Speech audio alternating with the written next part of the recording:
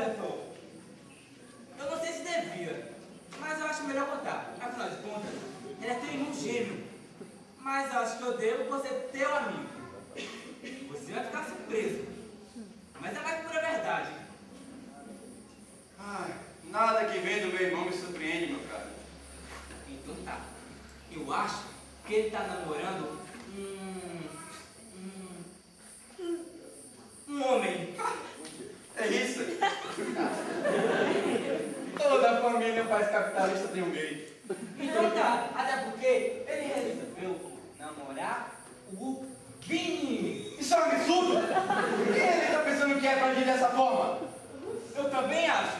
Com tanta mulher dançando por aí, fica um bando de homem. Quando nojento não.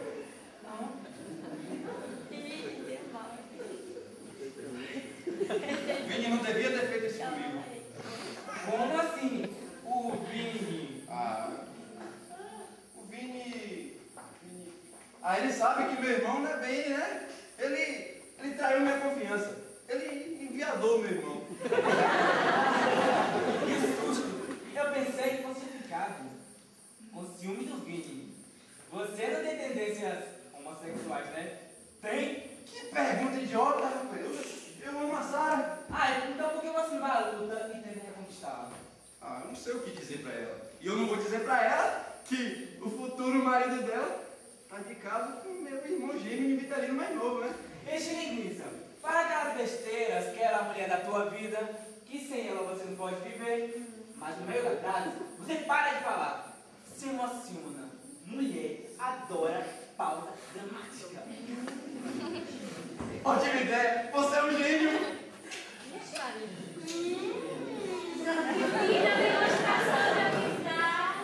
Você é muito engraçada, viu? Algum problema, queridinho? Não, queridinho. Vocês podem ir ao banheiro juntas, andarem de mãozinhas dadas, é tudo muito normal.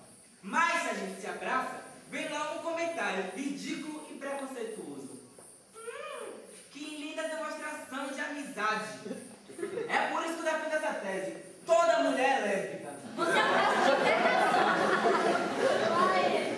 Eu toco falar contigo. Você virou aparelho de produtor de fala do seu agora? Vai falar ou não vai, Tô? Eu não sei o que dizer. Eu já disse, enche linguiça. Fala aquelas besteiras, que ela é a mulher da tua vida, que sem ela você não pode viver. Mas no meio da frase, para de falar. Se emociona.